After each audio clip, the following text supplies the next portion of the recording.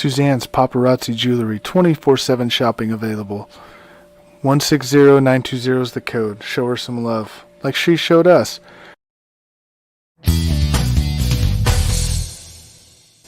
K&A Custom Crafts on Facebook. Hey everybody, it's Wednesday night. Here we are. Three Musketeers back here behind the keyboards and our computer screens. So hello, gentlemen, how are you? Hey. I'm great. What's happening? How we doing? Perfect. How was Thanksgiving? It was our last big show was the night before Thanksgiving. How'd you make out? How were the boiled peanuts? Excellent. Enjoyed them. Perfect.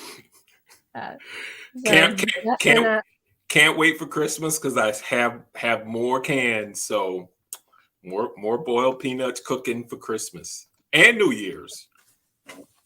All right. There's a lot of excitement coming up in the next couple of weeks. A lot of snacking. And a lot of football, right? A lot of football. Justin's giving us well, first, Adrian, how was your Thanksgiving and how was your week? Very good. Great Thanksgiving. Family over, grandkids over, busy, a lot of food. Tried not to eat too much. Still have some dessert in the refrigerator that I'm trying to avoid. You know how that is. So very, very good week. Very good week. Hold on. Now, which is it? The pumpkin pie or the sweet potato pie? And no pumpkin pie in this house. Sweet potato pie, apple sweet pie, potato? Okay. Carrot cake. Carrot cake. I was going to mention carrot cake. Okay. Yep. No coconut cake? No coconut cake? Or does that for Christmas? but my mom sent me a message today that said she's coming down for Christmas and she is the coconut cake maker. So there will be coconut cake for Christmas. Yep. That's usually when it is. Coconut's usually for Christmas. Okay. Good deal. The family favorite. I've never had sweet potato pie or coconut cake. Ooh, I have to get you're some. missing it. Really? So you've done your pumpkin pie person. I'm a pumpkin pie person for sure. Oh, okay. Sweet potato pie. We're gonna have to add to that list. All right. I'm gonna have definitely to the coconut cake. Oh, and definitely coconut cake. Oh yeah. I do like coconut. I do. Well, I like sweet potatoes too, but it's all right. I'm gonna have to give it. I'm going to expand my palate for the holiday season. So Justin sounds like he has some breaking news. I don't know if you know this, but I'll put it up. He's saying Nova just won. Oh, come on. They beat Lehigh. Yes. No, they beat Penn. Big Five game. Big Five. Oh, the Lehigh game was what, a couple of days ago? Yeah, I'm pretty sure they played Penn tonight. I saw the Palestra.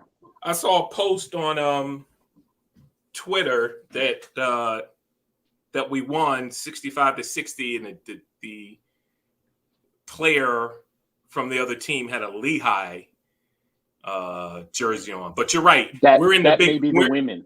The women played tonight too at home. Gotcha. We're in that round robin right now of the Big Five, right? Yep. So Joe, in the Philly area, the history of basketball is huge. Like it's everything. And when you think about the Big Five, you think LaSalle, Penn, St. Joe's, Villanova, and Temple. We throw Drexel in there because they've elevated their program over the years, right? So it's really 6 teams, but it started out as the Big Five. So we do a round robin of everybody play each other before we get into our conference games. So, yes, so that's what's happening right now. Round robin of Villanova domination. Well, I and listen, here's what's great. I got an invite to the St. Joe's game on Saturday. And then on Friday, you know who we're playing on Friday, right? Football. You got Holy Cross on Friday. Holy Cross, baby. And listen, let me tell you about Holy Cross. My junior year at Nova, Holy Cross beat us. That was in 1987. They beat us 39-6 at Villanova. If I'm not mistaken, it was the first Thursday night college football game on ESPN. And the player from Holy Cross was from New Jersey. His name was Gordy Lockbaum. He placed third behind Tim Brown, who won the Heisman Trophy. Tim Brown was playing for Notre Dame. Notre Dame. And when I tell you this kid came in and whipped us, he whipped us. Now, I didn't play that game because I had a hurt shoulder that I wanted to play with hurt, but I wasn't allowed. I would have played if they'd, I'm telling you, I wanted to suit up. They wouldn't let me. But this kid, Gordy Lockbaum, scored on us as a running back, a wide receiver. He threw a touchdown. He ran a punt return back for a touchdown. He ran a kickoff return back for a touchdown. And he played defense. He played every position. And that's why he was in the Heisman conversation, because he was probably 5'6", 5'8", the max. Little dude. Fast, quick, literally could play. But he embarrassed us. I'll never forget that game. So there's payback this Friday night at Villanova against Holy Cross. All right. Well, since you mentioned St. Joe, and throw up. Hi, Mr. Sanders. Welcome to the show. What's up, Pops? All right, so let's start with my favorite story of the week, and Justin's already commenting on it as well. So did you hear the story about the Michigan high school basketball team? No. So they were in a group text. They were group texting one another, the whole team, and they mistakenly included the wrong number. They dialed someone who was the wrong number. I did hear about that. Ended up being, who was it? Sean Murphy Bunting of the Tampa Bay Buccaneers. Yes. So they didn't believe him. He told them it was them. It was him. They didn't believe him. He sent him a selfie from the locker room. And then they ended up FaceTiming. He ended up FaceTiming the team. So this group of high school boys were so elated. So they started out with Sean, and then they passed the phone to Gronk, the Leonard Fournette, and then they asked Richard Sherman, and then the kids were going crazy, and then they said, "Hey, where's the GOAT?" And they ended up passing the phone to Tom Brady. Tom Brady didn't even realize who was on the call, and then he's like, "What's up, fellas?" And Tom Brady, I guess, is from Michigan, and the team was from Michigan, and it was just a great moment. The kids were so excited. It was just a random text, and how lucky can it be that it was a group of athletes? So just as a great story, a heartwarming story, and I thought it was just fun. It was a great fun story. And here's what, again, let me get on my soapbox. This is what's great about diversity, right? Diversity, not just in color and socioeconomic backgrounds and all of that, but the diversity in thought and diversity in what interests you. I also saw that story on TV, on probably ESPN or Fox, but it didn't even register with me the way it registered with you, Joe, because I guess I've seen them so much, those types of stories, or you know what I mean? It just didn't register. But that goes to show you how the power of sports brings out positive stories. And I'm glad you brought it up, because remember when you brought it up, I said, I don't remember it. But once you started talking about it, I remember I saw the whole story, but it just didn't register with me because I've seen so many. So I'm happy that you saw it and brought it to our attention, because it needed to be brought to our attention. Yeah, what's cooler than that? You send a text, random text. It happens to be a professional football player for the champion Tampa Bay Bucks. They're in Pontiac, Michigan, and it ends up getting to Tom Brady, who's from Michigan, who has to be an icon up there.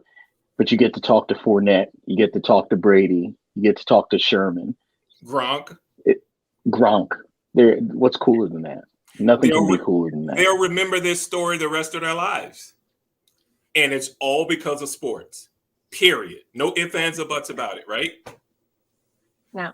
And a camaraderie that'll bond. It's like you talking about all your stories from your books. You talk about all those same characters. These kids will be talking about all their teammates and all in that memory for the rest of their lives. For right? the rest of their lives. Absolutely. Yeah. Yep. So I mean, Adrian and I haven't even started swapping stories or exchanging stories or recalling stories from our freshman year because we've been so busy. But I'm sure we eventually going to get to, hanging out with there's some stories. hanging out because it was like 3 or 4 of us, Veltra, Nate Booknight, right? So hey, but that just goes to show you the power of sports to bring people together. From Velcher was from Highland Park, Illinois. I'm from Florida. Nate Booknight from Norristown, and Adrian from New Jersey. I mean, we're 4 guys from 4 different areas. And I mean, there are more people, but I'm just talking about let's keep it tight. It just, that's what's great about sports. So Isaiah, welcome to the show, Isaiah. We want to know how our Thanksgiving was. We all had a great one, and we hope the same for you, Isaiah. So it was an awesome moment for those kids. They will never, ever forget that moment, for sure. Absolutely. Isaiah gets it. He's right. It's an awesome moment. And there are moments like that we need more of, right? We need more positive stories like that. Absolutely. And David Ferris, I got to talk to the greatest player of all time, the greatest player across any sport, for sure. That's my oldest there. That's my oldest getting his point across on the GOAT. He thinks TB12 is the greatest across all sports. He walks on water. Oh, really? Oh, well, guess what? He and I will have a conversation when I come to Atlanta later. All right. So let's not spend time on that. We'll have time for that, David. That's funny. So that was my favorite story of the week. So then what's my other story before? Oh, so, big loss in the golf world, of course. 2 big stories coming out of the golf world. We had Lee Elder, the first Black man to play in the Masters. Unfortunately, he died. Died at 87. And that was, that really hit the golf world. And then we had Tiger Woods' announcement that he will never play golf at full time again. So 2 big losses in that world, for sure. Well, did we even, this probably is prior to Ferris coming aboard, but did we talk about Tiger and the possibilities of him playing when we first started this podcast? Do you remember, Joe? We did. We talked about when he first sustained the injury, and neither of us believed that he would. And really, he came out. And I don't know if you saw any of his discussions on it, but he said that there was a great, he was in grave danger of actually having the leg amputated, and so fortunately they were able to save the leg. And he said that he said that he's still going to continue and hopefully pick up and join a tournament here and there, but he's never going to be able to play again full time, which is sad. You don't want to retire like that, of course, but you have to be thankful you have your leg and you're alive. So I think when you reframe it, he really could have died in that accident. They said that the investigation said that when he actually hit the gas instead of the brake, and he really was accelerated, and I believe he hit a tree. I believe he hit a tree going at 75 miles per hour. He hit a bush. There's a difference. Yeah. Had he hit a tree, he wouldn't have made it. He hit a bush that was thick enough to slow the momentum down. But he did not hit, a typical what you think of a tree, because that would have been it. Yeah. Yeah, but that news conference tells it all. I don't think any of us knew that he was close to a leg amputation or anything like that, and if you get to that kind of place physically, that speaks to his inability to come back on the tour, do it full time. You know, you said it right, Joe. I mean, it's a blessing that he's alive and that he was able to keep the leg, you know, let alone being able to play golf again. Well, And Justin, Justin's saying actually that he's going to play in the father-son tournament with his son. So, you know, that'll be actually such a full circle moment, right? He really came up. His father coached him, and he was his biggest fan. So, I mean, your legacy lives on, and it'd be interesting to see just how talented his son is. His Well, son is talented. He is. But Ferris, look this up just to make sure that I'm right. Ben Hogan was in a car accident, one of the legends. Yes, I heard that. And what he did was, after he recovered from his accident, he hit his accident was a car versus a truck head-on collision, right? So what Hogan did was he reduced his playing time on the tour and participated in the important events, right? So that's what Tiger's going to attempt to do. He's probably going to limit playing 16 or 10 events a year. He's probably going to play 4. And which 4 are those? The majors. The majors, yeah. Because he's how many away from tying Jack Nicklaus? He's 4 or 5 away from tying Jack. I think it was 4. I think he was 4. Yeah, he's 4. So he's going to limit that, right? It's going to be based on how he feels preparing for each major. And each major, I think, is at least 4 to 8 weeks in time span, space difference, right? So if you've got in May, you've got Mother's Day. In June, you have the U.S. Open, right? So you got the U.S. Open in June. You have the PGA Tour Championship, right? And then there's 2 more that I'm forgetting. Oh, you got the major over in the UK, right? The Open Championship. So, and then you've got the Players Championship in Florida. So based on the spacing and the timing and how he feels will determine if he participates in one or all of those majors. And if he's playing, he has a shot. Yeah, we'll have to see. Playing. So Ben Hogan was in a head-on crash with a Greyhound bus. Boom. In February of 1949.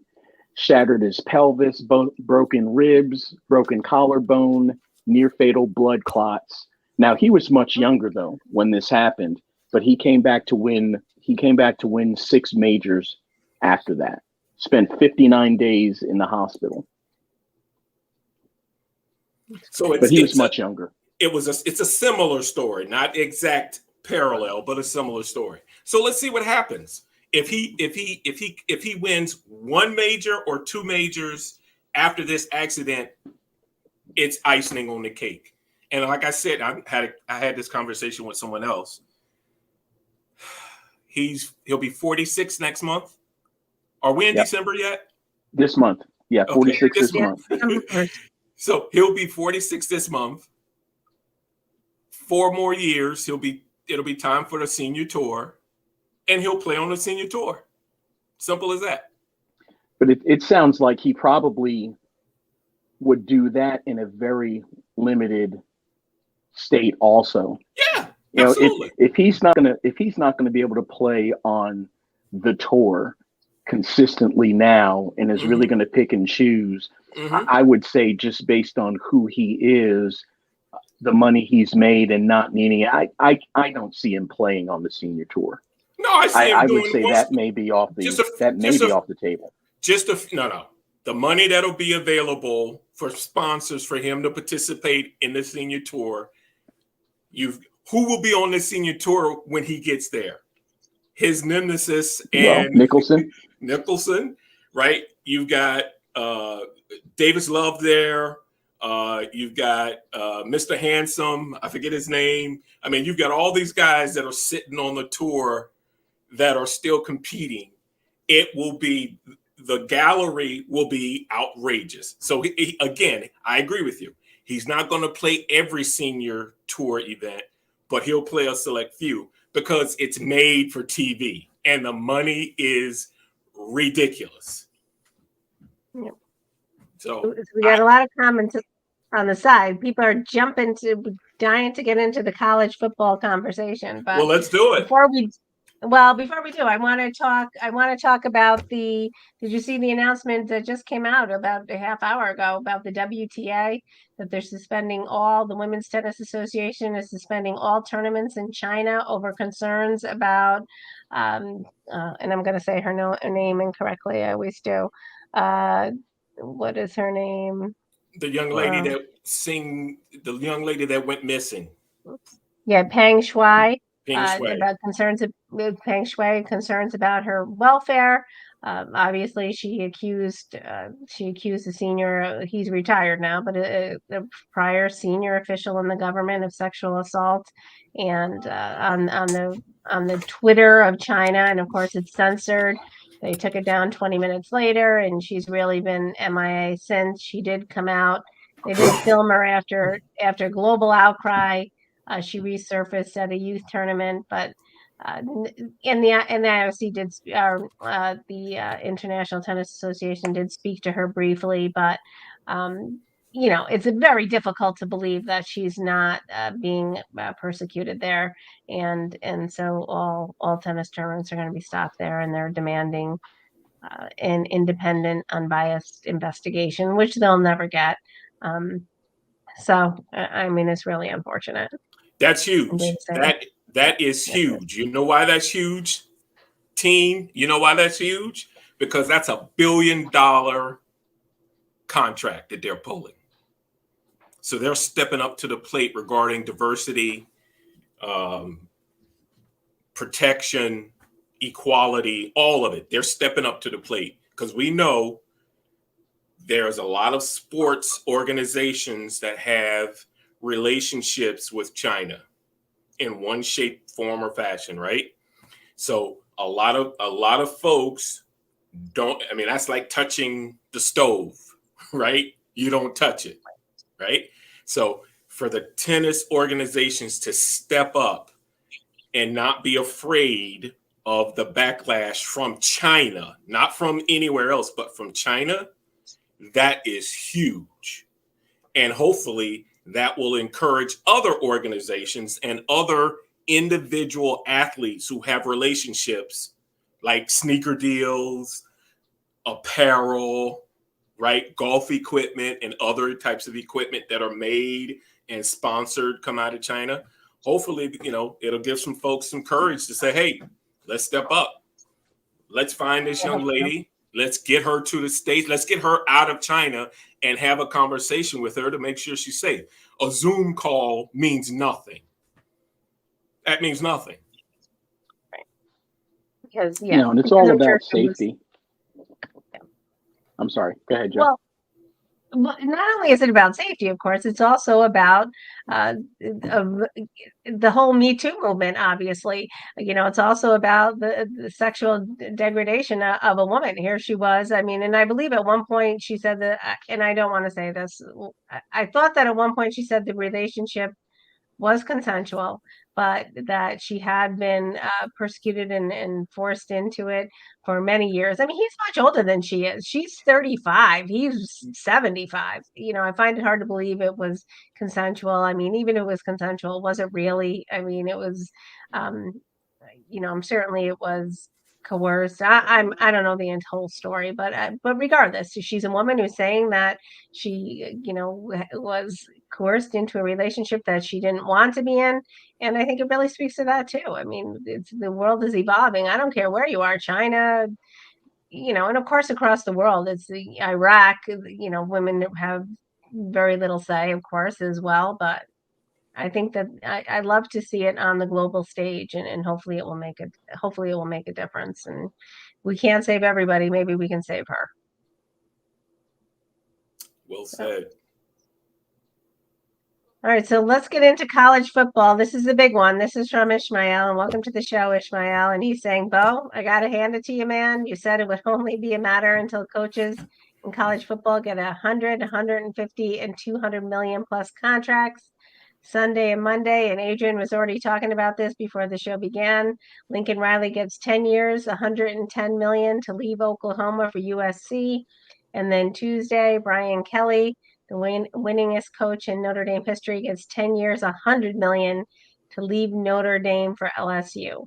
Won't be shocked to see NFL coaches go to college football after all these crazy landscape shifting moves.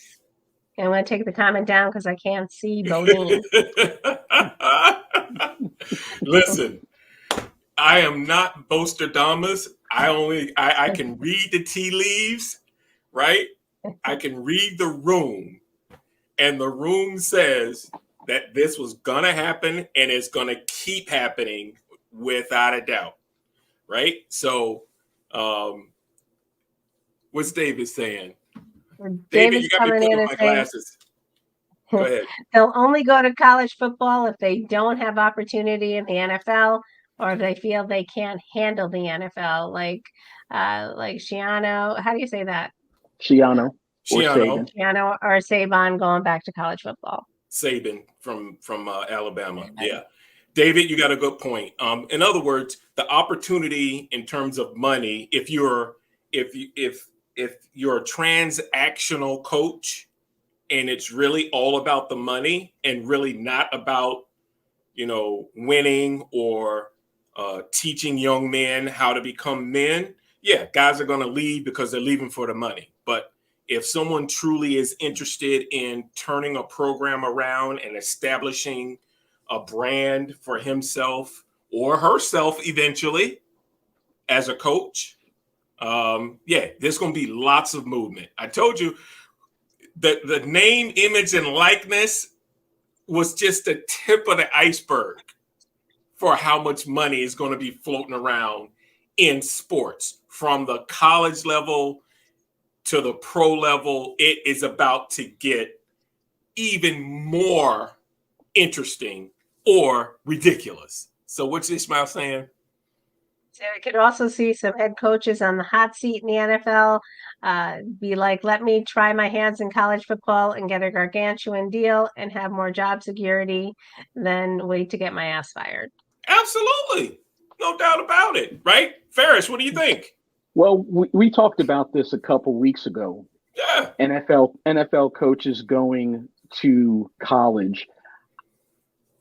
I don't think that happens very quickly. There's a difference between NFL coaching and college coaching. You get to the NFL level. Most of these guys that are at the NFL level have been there for years. That's where they want to be. And it's more important to them to get that NFL head coaching job than the college head coaching job. As far as the college coaches are concerned, I look at these two moves and I see them kind of differently. Brian Kelly, I see Brian Kelly leaving Notre Dame and going to LSU and accepting the challenge of going to the SEC and seeing if he can take what he's done at Notre Dame and the other places he's been previous to Notre Dame and establish that at LSU with the challenge of doing it in the SEC, which is the toughest conference in college football. You look at Lincoln Riley. Lincoln Riley is already at Oklahoma, one of the top programs in the country historically, not just recently. Oklahoma was doing their thing back in the 60s and 70s and everything else. So it's not like he's going from Oklahoma to another program that's more storied than Oklahoma.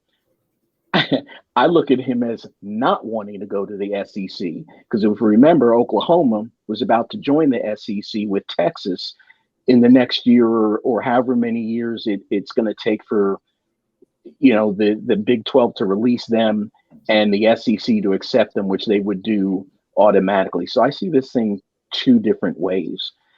And as far as I just don't see NFL coaches coming down to the collegiate level. It's just a different beast. the recruiting that goes with it, what that means, what it entails, and what you have to do and what you have to be to walk into somebody's living room and tell them, yeah, I'm going to take care of your son. So I see it differently. I don't see a lot of NFL coaches going to the collegiate level, but I do see more of this happening at the collegiate level. I guess to me, I'd call the Lincoln Riley move a lateral move. And for Brian Kelly, even though Notre Dame is a storied program, I think it's an upward move for him because he's moving to the SEC and leaving Notre Dame, who's not in a conference, and everything that kind of goes with it. David saying it doesn't happen often, and think of the examples when it does happen. Shiano returned to college after failing with the Bucks. Saban returned to college after failing with Miami. Even Lovie Smith went back to Illinois after failing with the Bucks. It's almost like the old day. Remember in our day when you would never see a movie star on TV.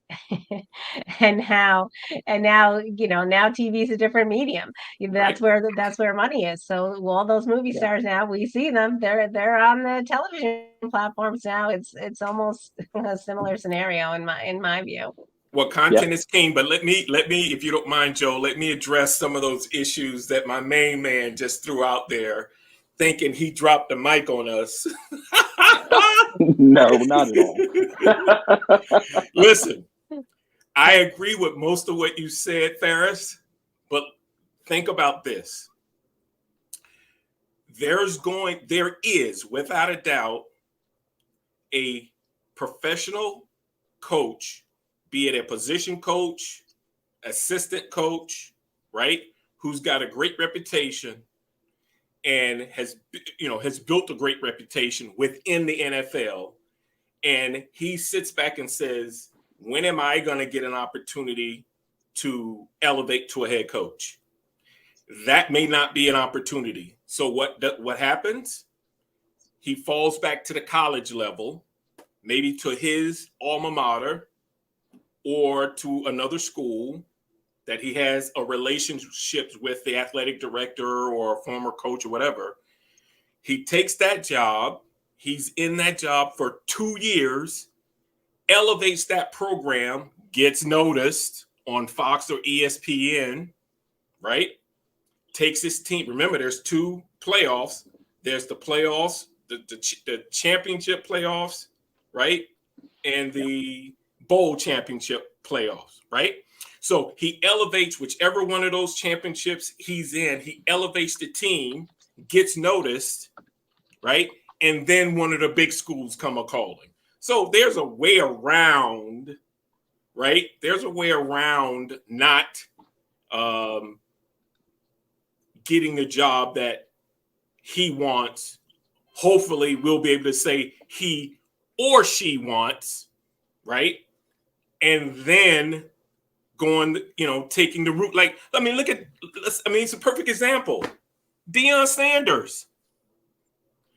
Deion Sanders is coaching at Jackson State and HBCU. He's elevated the team. He already has been interviewed for a job already that he's probably not going to take, right? But I guarantee you, once Jackson State reaches the goal that he has written down on his paper, the big boys are coming to call him. and the big boys could be one of the big Power 5 schools. Maybe he goes back to Florida State and get their butts back where they need to be, right? Or one of the NFL teams come a-calling. But Deion's in a great position to elevate himself to one of those big paydays. It's just a matter of time. So we're going to be having this conversation 2 or 3 years from now. We'll be able to go back to the tape and go, really, look what happened. So the opportunities are amazing. And Ishmael will give you another shout out then. So we have Isaiah saying, a lot of people are ripping Lincoln Riley for running away from the SEC and going to USC. I think he's a genius, actually. Why be in the middle of the pack with Oklahoma when you could get 100 million and go into Hollywood and try to resuscitate the SEC in the way weaker Pac-12? Well, that was the other point that Ferris made, and I agree with you, Ferris. Partly, yes, he made the right move to go to USC and leave Oklahoma, because when they get in the SEC, that's a big boy fight, right? That's a heavyweight fight every weekend. It's a heavyweight fight. For USC, it ain't no heavyweight fight every weekend. All he's got to do is recruit all the top athletes in California. He'll run through that conference. He'll get a chance to play in the championship, and then he'll have to step up and compete against the big boys from the SEC and the ACC, and hopefully a team from the Big Ten: Penn State, Michigan State, Iowa. Right? Let me just give you the stats. The top 25 teams in college football right now. 14 of them are from the South. 2 of them are from the West. 3 of them are from the Midwest, and 6 are from the North. 14 of the top 25 teams are from the South. Boom. There you go. And there's a whole lot of money down there. So, and that's what the competition is. So guys, they have to navigate and negotiate where they're going to fit in that system and in that game that they're playing. I think Lincoln Riley did the right thing, and it's not a lateral move. It's a huge move. He's in LA, right? He's in California. He's going to be the talk of the town. All he's got to do is beat UCLA, right? Beat Oregon, beat all those teams in that conference, which should be easy if he recruits well, and then worry about competing against the heavyweights when it comes to the playoffs. David's saying he agrees with you, Bodine, about coordinators going to the college level. The head coach, he was talking about NFL head coaches going to the college level. Yeah, we'll see with Lincoln Riley. I look at USC the same way I look at what Florida just did. Mm-hmm.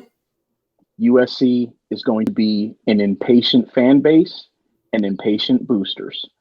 So if nothing's happening in the first 3 years, question is going to be whether Lincoln Riley's still there. Oh, no question. And that's where question. I think it could be a mistake. Now, you mentioned recruiting. He's already got Malachi Nelson. He got Malachi Nelson, right? Who had already left a day later. Recruited to Oklahoma from California as a quarterback. That kid, once Lincoln Riley signed that deal, that kid said, "See you, Oklahoma. I'm going back home. I'm staying home." That's right. So how many other kids are sitting in their living rooms right now with their parents and family members saying, "Why should I go to Oregon when I can stay here and play at USC?" Boom, the floodgates are going to open up. So I agree with you. In 3 years, if he hasn't gotten it done, he's gone. But he don't need 3 years, Ferris. That thing's going to turn around real quick. Right? That thing's going to turn around real quick. That's just like Deion Sanders going from Jackson State to Florida State. He wouldn't have to leave the state of Florida. Everybody's going to go to Florida State if he decides. Look at me, I'm getting all excited. Settle down. If he decides to coach at Florida State, I see that as the same scenario. If Deion gets at Florida State, it's over. They're all going to go. They're all going to flop to Florida State. So it's kind of this is an example of what I see happening regarding Deion if he decides to go to Florida State. So makes it interesting. Yeah, it'll be interesting. What's next on this? What's next on the list? All right, so that's my list. What do we got? The NFL. What do we have? Do we have anything before we delve into the NFL? That'll take up the rest of our time as usual. Have you taken a look at the playoff settings, Bo, For for college? talking about the top 6 teams. Yeah, the top 6. Yeah. I mean, it could be either chaos or it could be exactly what we think it is, right? It's what do we got? We've got Georgia, Michigan, Alabama, Cincinnati, right. with Oklahoma State sitting at 5, and Notre Dame, which is the other interesting about It's Kelly weird. leaving, is It's Notre weird. Dame actually Right. is sitting in a position where they could be in the Mhm. playoff, and he's gone. So that's an interesting dynamic. It's crazy. Yeah. It's crazy. Put it this way: this weekend, you should be glued to the TV. Joe, you've got Georgia All right. versus Alabama for the SEC championship. You've got Michigan versus Iowa for the Big Ten, right? Those 2 games are important because go ahead and tell her before I sneeze. Well, I mean, if Alabama loses, which most are expecting to happen, they drop out. Michigan beats Iowa, they stay in. But if Michigan loses It's to Iowa, chaos. who's a ranked team, it's chaos. Mhm. And then the question is, okay, what happens with Cincinnati? Cincinnati is still that number 4 team. They're not in the Power 5 conference. Mid-major. Yep. Mid-major. If they struggle to beat Houston and Oklahoma State beats number 9 Baylor for the second time this year, does Oklahoma State jump them? Does Cincinnati stay in? You know what I mean? If Notre Dame loses, well, Notre Dame's idle this week, so Notre Dame's done. That's right. They have no They're championship. independent. That's right. They're independent. That's right. So Right. So I think I agree with you. If Cincinnati doesn't blow out or do very well against Houston, and all those other scenarios we talked about previously happen, Oklahoma State does what you just said, that scenario, they jump them, and then you got a whole new Final Four. Georgia stays number 1, Bama's out. If Michigan loses, Michigan's out, right? If Cincinnati doesn't do well, they're out. So you have 3 new teams that comes in to number 2, 3, and 4. And it doesn't, yep. And then it doesn't matter at that point because you know who's going to win the national championship. Yeah, Georgia. Period.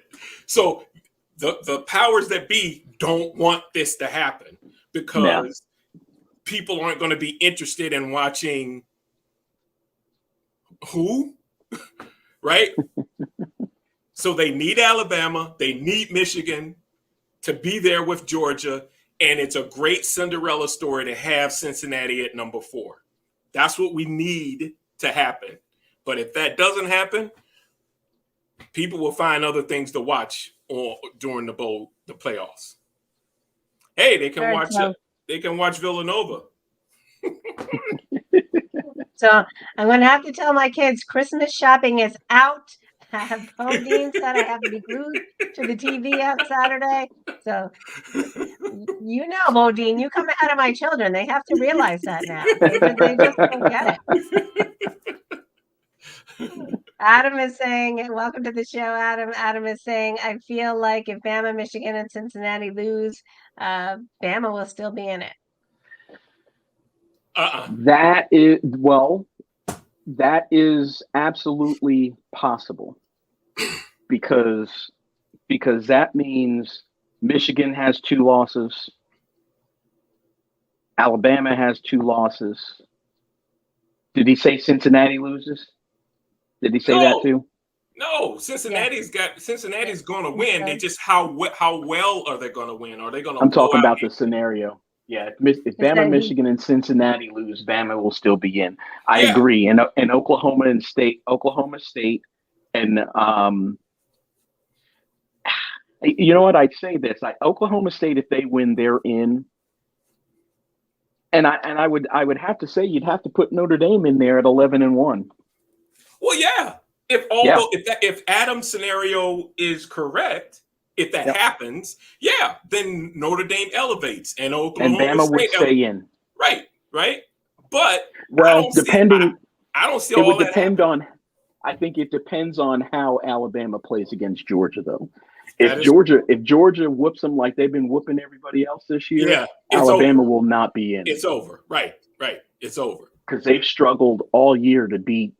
They've struggled to win 4 or 5 of the games they've played, and they're head to head Yeah. kind of games with Georgia. So Georgia and Alabama have played the same 4 or 5 teams this year. When it comes to Tennessee, Florida, Auburn, and I forget the fourth one, and Alabama struggled to beat all of them, and Georgia was it blew Ole them all Miss? out. Was it Ole Miss? No, it wasn't Ole Miss. I can't remember who it was, but the bottom line is Alabama struggled to win all those games. Alabama's lucky they won last week. If the Auburn quarterback did not get hurt and they had to keep him in the game, they would have lost that football game. Yeah, he last barely week. Walk. Yeah, Yeah. He barely walk. Yeah, so really, it'll be interesting to see. Bo Nix wasn't playing, and the backup was hurt, so they really had they were struggling. Yeah, but they hung in there. They hung in there. They did 2 overtimes. Was it 3? No, it was 3 overtimes. 4. 4? I think it was 4. Yeah. Justin saying college football overtime sucks. Yeah. Actually, it's better than it was now that Yeah. they've gone to the 2-point conversions after the Yeah. first 2. Yeah, I kind of had an exchange with Justin about this. So Justin, simmer down. Simmer down. It's number one, it's more exciting. Number 2, less of a chance of getting players hurt, right? And that's the goal. Yeah. If we're talking about, the kids are there to get educated, well, let's at least show that, right? So cut down on long plays, right? So in other words, Joe, when they reach a 3rd overtime, instead of you having to score a touchdown, you have to score a 2-point conversion, right? So you get one shot. Each team gets one shot, right? And then somebody's going to win it, right? So it limits. There's a difference between playing 60 plays in a game and 100 plays during a game. The chances are you're going to get more people hurt. So they want to cut down on how many actual plays that the kids are competing in when it's in an overtime situation. So I think it's a great format for everyone, right? You find a winner, you locate a winner emerges, and you're less plays in order to do it, so there are less injuries happening. So simmer down, Justin. And Adam saying they've gone back to our prior commentary where they struggled against Auburn, LSU, and lost to Mississippi State. Yeah. There we go. I knew it was one of those two. It was either Ole Miss or Mississippi State, one of the two. All right, so let's get into the NFL. My favorite game of the week. Before, I'm going to be honest, before this year, I really wasn't a huge Tom Brady fan, but all of these things and all of these little stories on the side, I'm kind of become enamored with them. I'm all about the GOAT now too, David, and I'm beginning to think he walks on water. But I love the Buccaneers Colts game. I thought it was very exciting, 31-31 and at the end, and then they came out and they won it. I love that game. So that was my favorite game. No, it was a great game. I watched that game. It doesn't hurt to love TB12. He's not a bad looking guy, right? Everybody knows that. So it's okay. It was a great game. It's not about the looks for me. It's about all these little altruistic things.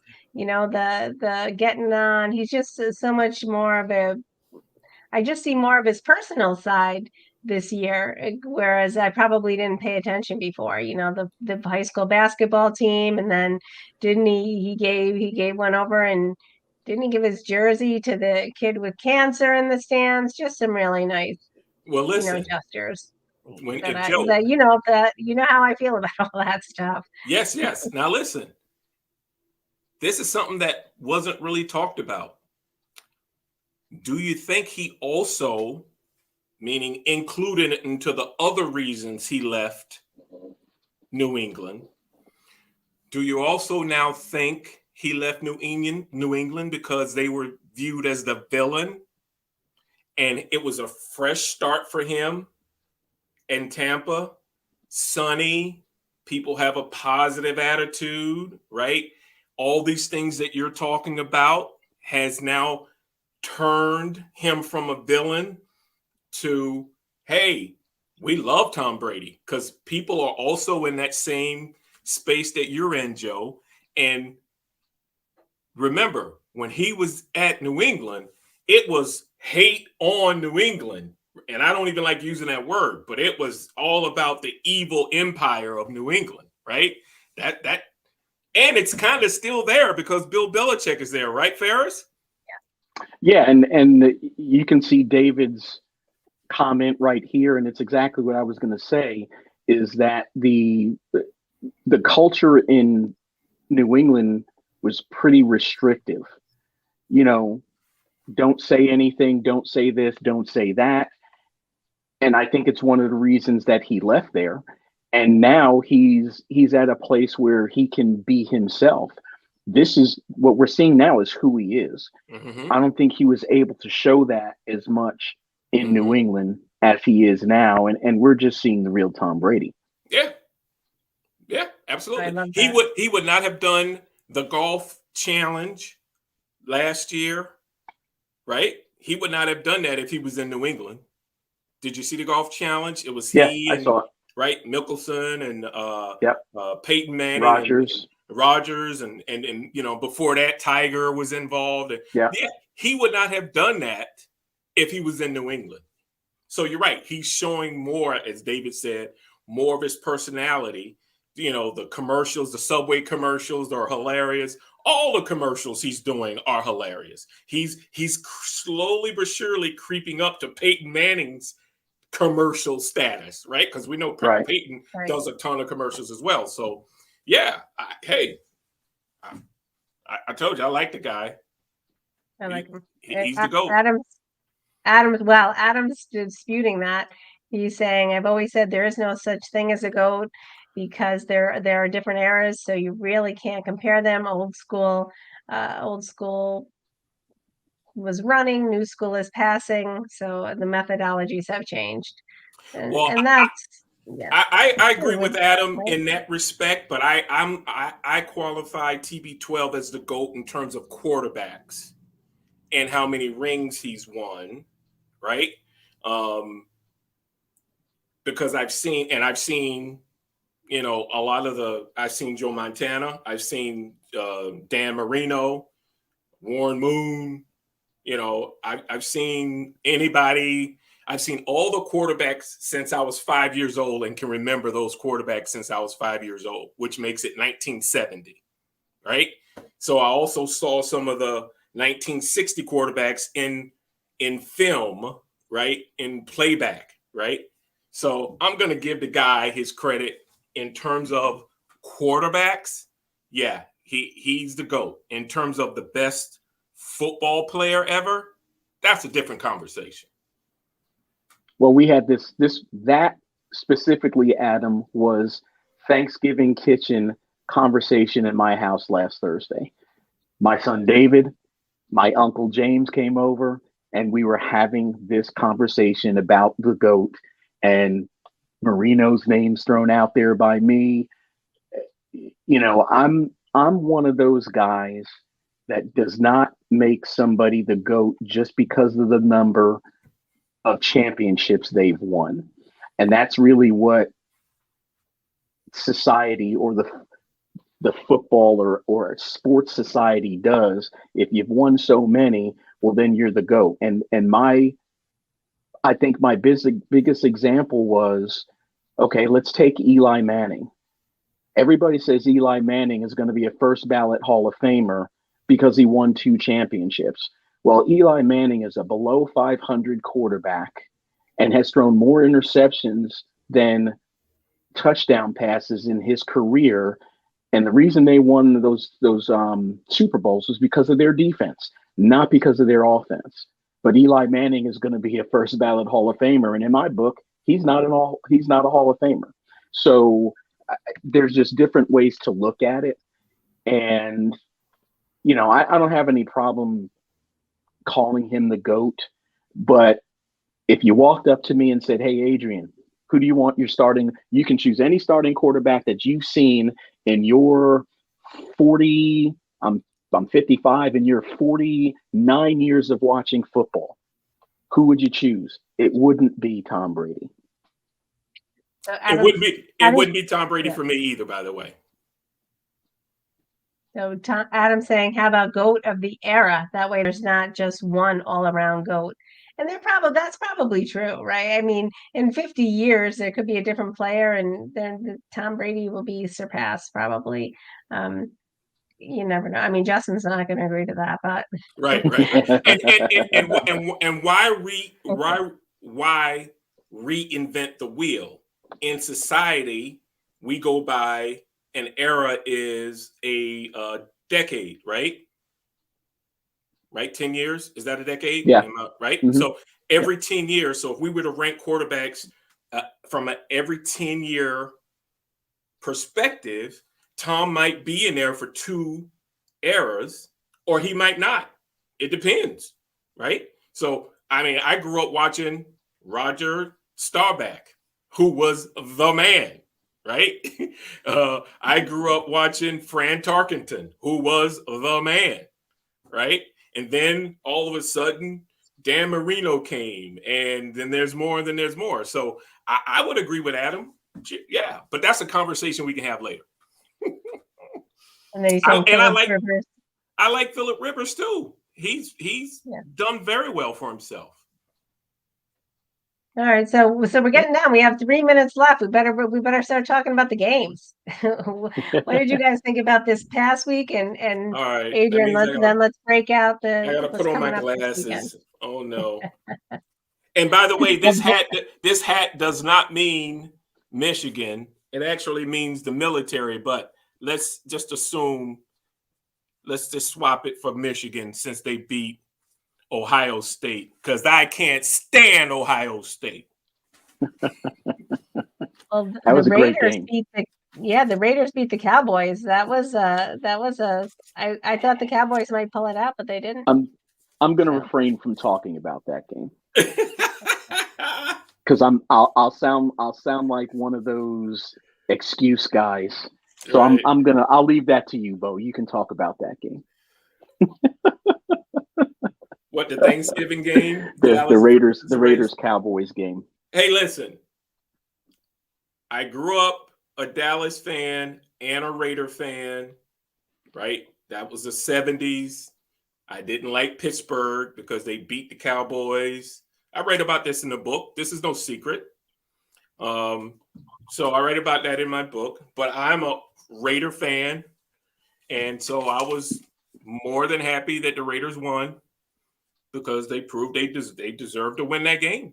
Simple as that. So I was good with it. Buffalo. Right, let's move on to the next game. Adrian's getting a little bit flush there. You mentioned Buffalo. Buffalo put a whooping on the Saints, right? They showed up this weekend. They sure did. And I feel so bad for Detroit. They had a chance to win it. Yeah, and, it's a shame. I got family in the Detroit area, so I really wanted them to win, but the way things have been going for them, and because you know how it is, Bo. Sometimes you have to have some luck. Yeah.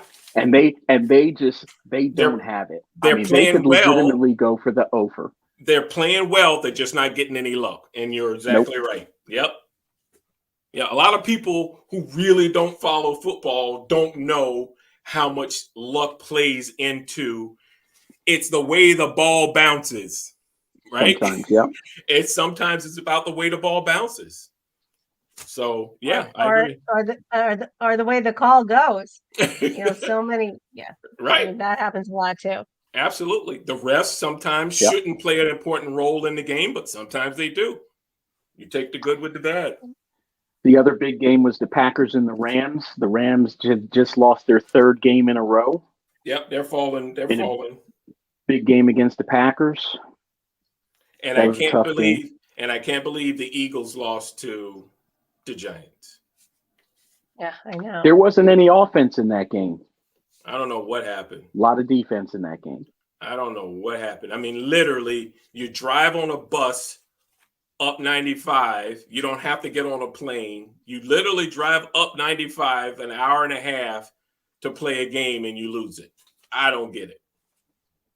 I really don't get it. I mean, yeah, to the Well- Giants, who are horrible this year. It just shows where the teams really are right now. Both of those teams. The Eagles have played well over the last couple weeks, but it really just shows where they are as a team at the moment. And that's a division game anyway. That game's always a tough game. Yep. So how about how the Bengals beat the Steelers? Yeah. Yeah. Whipped up on them. I like that. Yeah. They had a very high scoring games, I thought. Yep, they had a Yeah, that bounce was a back bad win. showing. Yep, they had a bounce back win. So I expect Cincinnati to make some more. Remember, what with 5-6 games left. So every week is Yeah, critical. 6 games. Yep. Every week is critical. We're getting down to playoff time. We've No talked doubt. about this several times. Yeah, David saying bench Big Ben. We've talked about that he's past his due. His past his prime for sure. He's And probably then going to retire. Yeah. Brandon, he's saying, what's up? Clean Joanne and her Mighty Knights. You guys have been you've been we've been promoted. knighted, You're huh? knights now. We've been knighted. Thanks, Brandon. Appreciate it. All right, so let's get to this week. Let's get to the games this week. Well, Okay.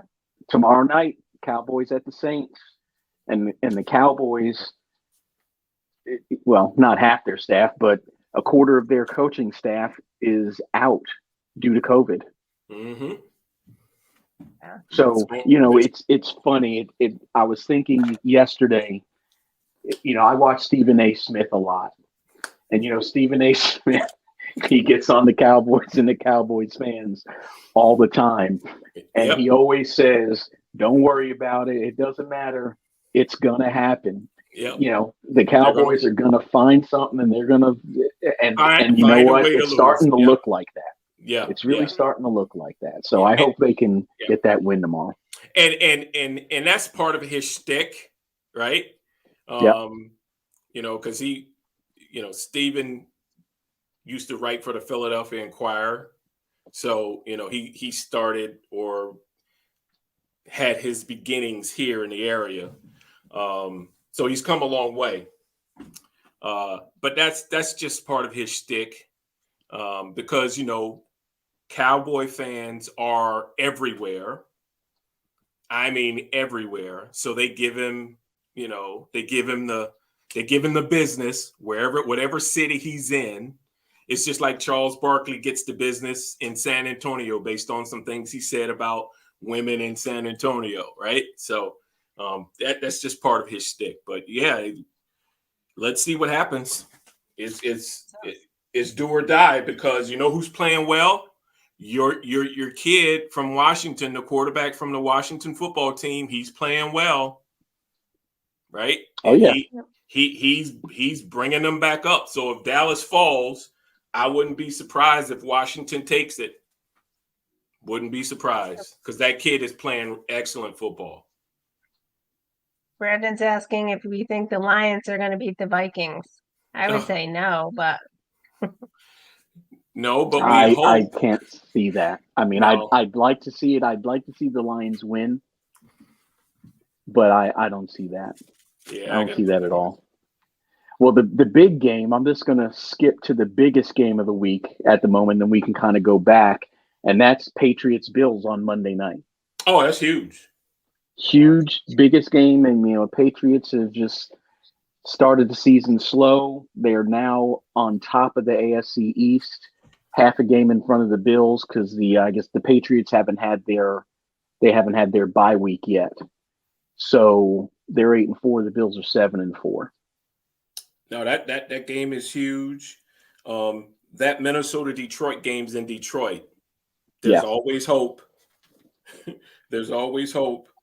Isaiah's asking, is that a game for the division? For who? Detroit, Minnesota, or the Patriots Bills? I'm not sure, Isaiah. Which one are you referring to? He'll have to He's clarify. talking. Yeah, he's talking. I would think Patriots Bills. Yeah, he's talking about the Buffalo and the Patriots game. Well, it's the first game. New England's 8-4, and Buffalo is what? 7-4. 7-4. So yeah, Buffalo 7-4. The Patriots are 8-4. So this game is, whoever wins this game will be on top of the division.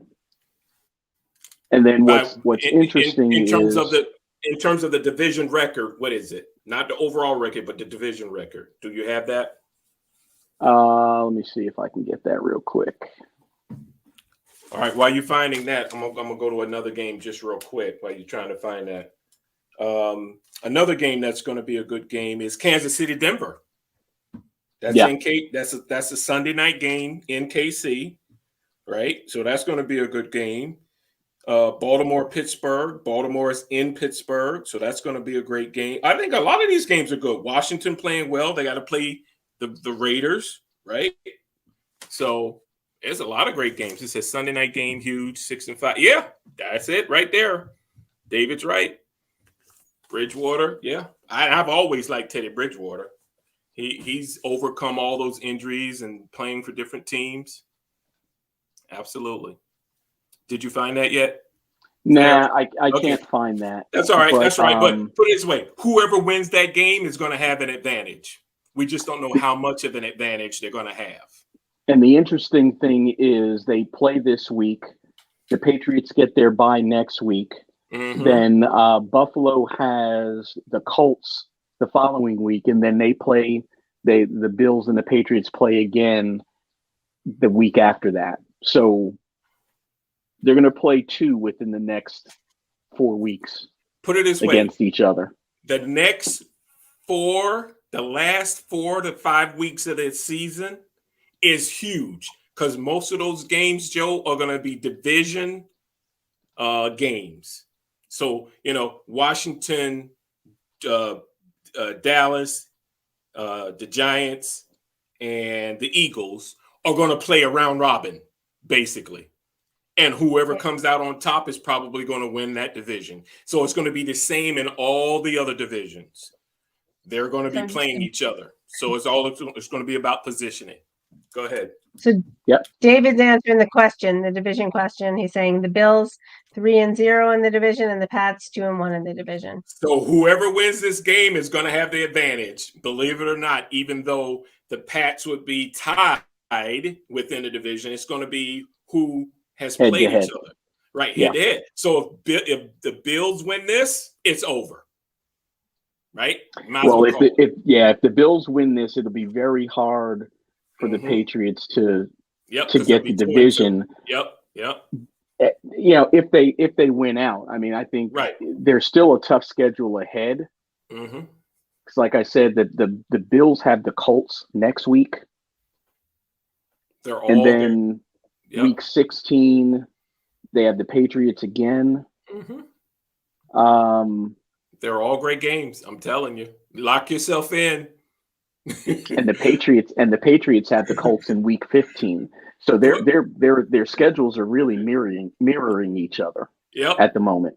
Joe, put a seatbelt on your couch and lock yourself in. You ain't gone anywhere. Every weekend, every game's important. All right, well, I was just getting used to my Sundays being preoccupied with the NFL. Now I got to learn all this college football stuff and book up my Saturdays.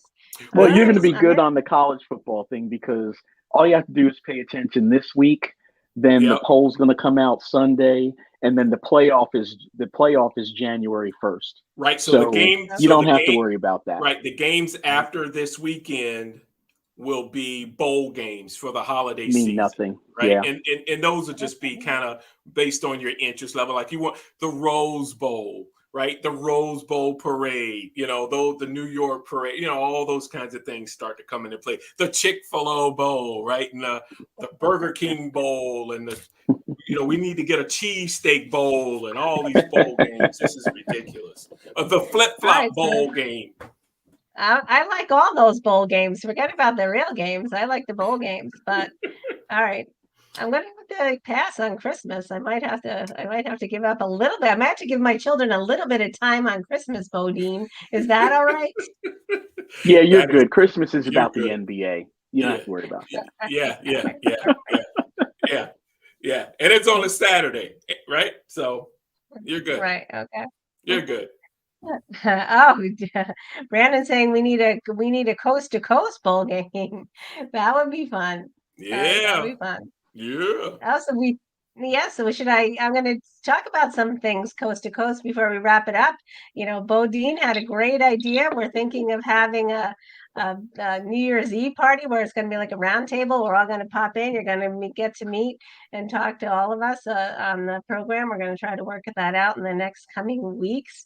For Christmas, I am going to be running a promotion. Coast to Coast is going to be running a promotion.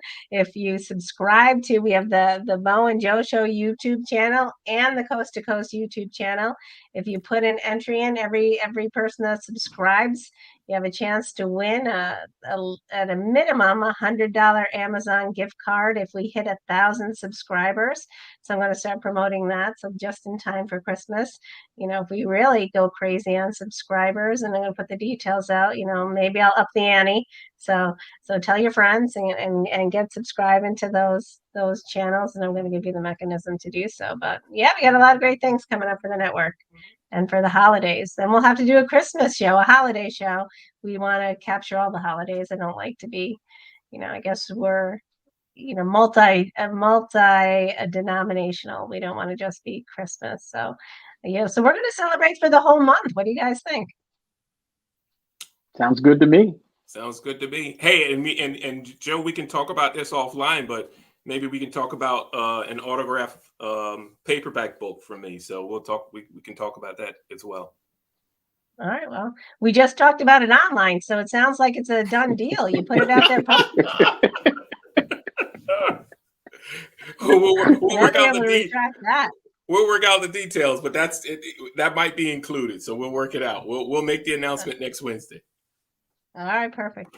All right, so and then what are your closing thoughts? Do we have anything else to talk about, or is that? Oh, I want to thank you, David, for coming on to the show. We had a lot of great people tonight. Of course, Justin, our main man, Isaiah, Adam, David. Thanks for tuning in. I don't know if it's your first time, but we certainly loved having you here. And for the record, we think Adrian Ferris walks on water. Forget about Tom Brady. I want to tell you that, David. Brandon is here, and Ishmael, and we had a great group tonight. And of course, our number one guy is behind the scenes, Chris P. Bacon. So I want to thank him, of course, too, before I throw it to Bodine and Adrian for their closing remarks. Well, I want to thank my pops for tuning in, and my sister, my Irish twin, and whoever else is being silent behind the scenes that didn't submit a question. But hey, listen, we're in the holiday season. It's upon us. Right? Let's have fun. Let's have a positive attitude. And let's spread the love. Let's spread the love and be nice to folks and have a good holiday season, because it's all about, great stories that Joe started us out with today. I even remember the story about the blind team doing very well, football team doing very well. I don't know if they won their game, but they did. You mean deaf? You mean deaf, not blind? Blind would be really tough. Yeah, deaf. That's right. Sorry, forgive me. That would be difficult. The deaf team that did well. So those are the kind of stories that we like to hear and we like to talk about. So let's keep them coming. Definitely. Absolutely. Adrian? Absolutely. David, thanks for coming on. I've been trying to get my son to come on here for the last month. I knew he'd sent some good comments to us. He's really engaged in sports himself. So glad he came on today, and just mirror what Bo just said. Holiday season, Christmas coming up, family time to come together and be joined together and just and be one as one as we can. Stop the hate and everything else that goes on all over the place, no matter what aspect it comes from, and just just learn how to enjoy life. Absolutely. Agreed. And I just want to say too, I'm going to challenge our viewers too. I mean, I challenged viewers on, we always have a challenge on holistic health and Hot Mamas, my other program on the network, and we challenge each other, and we challenge our viewers to do some random acts of kindness in December. So if you have the means to do so, it doesn't even have to be a means. Open the door for somebody, help somebody with some packages, just to give someone a warm smile, because it's not a Merry Christmas for everybody, and everybody doesn't have the holiday spirit. So just be mindful of that, and do what you can to exactly what Adrian said, spread some love. So. And we love all of you. I love these two gentlemen. I love Chris. Love everybody. So I guess I'm closing it out. I was throwing it to Adrian, and then I took the spotlight back, Adrian. I'm sorry. There you go. Well, it's your show. The feeling's mutual, Joe. And we went, 18 minutes over, but it was a great show. Let's keep it going. And V's up. V's up.